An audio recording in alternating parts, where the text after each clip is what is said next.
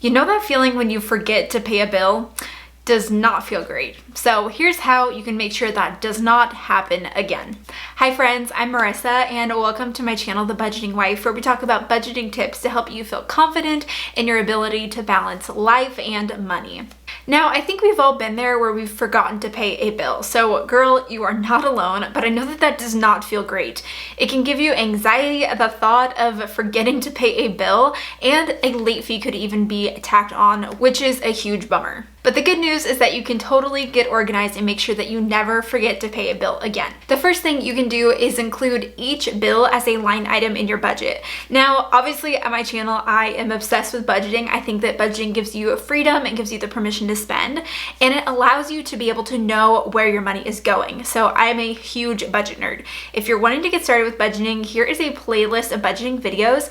And also I have a budget template on my Etsy shop. I'll have a link in the description box down below so you can check it out if you're wanting to get started with budgeting, but it is the best. And so one thing that a lot of people do in their budgets is have a line item that just says like utilities. And utilities can be an array of all different things. You have water, garbage, sewer, you have trash, you have electricity, you have phones, internet. There are so many bills that we lump into utilities. And so instead of just putting in utilities as a line item in your budget, break it all out. Now, I am a new homeowner. We've lived in our house for 1 week.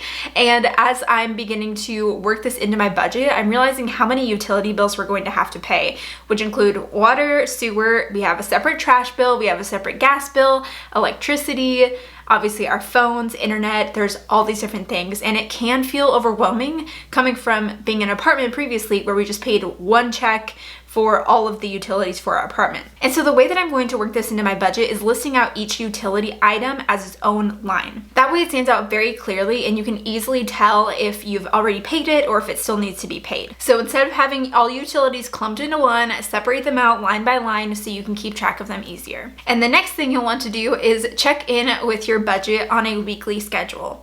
Now, I know the biggest part of budgeting that most people get frustrated with is actually checking in with their budgets.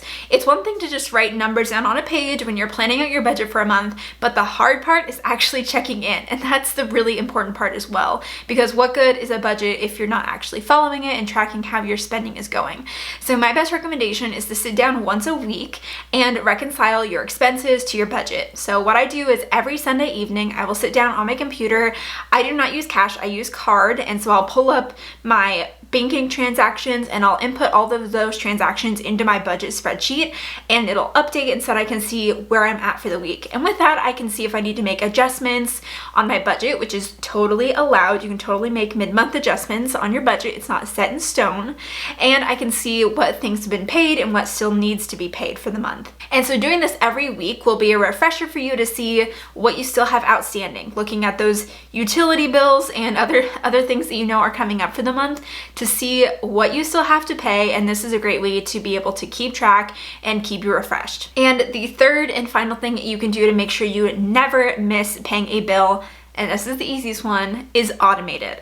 I love automating bills, you guys. In this digital age, instead of having to, write checks for all of our bills, being able to set up your payment settings online with a vendor to have it pull from your checking account is 1,000 times easier than actually writing the check, mailing it to the vendor. Instead of having it all electronically is so easy. So every chance that I get that I can automate a bill, I do it. And this is actually something that I've been doing now that we've moved into our new house. And even though these bills aren't even due yet, I wanted to get them set up on auto pay as soon as I was signing up for my trash service, because I know that it's easy to forget these things, especially when you have a lot going on in life, if you have kids running around, or it's just a really busy season.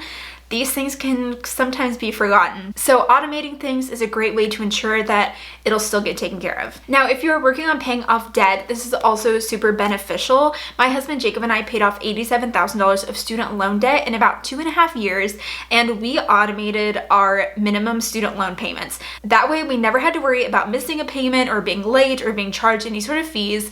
We always had that minimum payment come out, and then we made sure to make additional payments later on in the month. But having just that minimum payment set up was just the ease of mind that we wouldn't have to worry about missing a payment.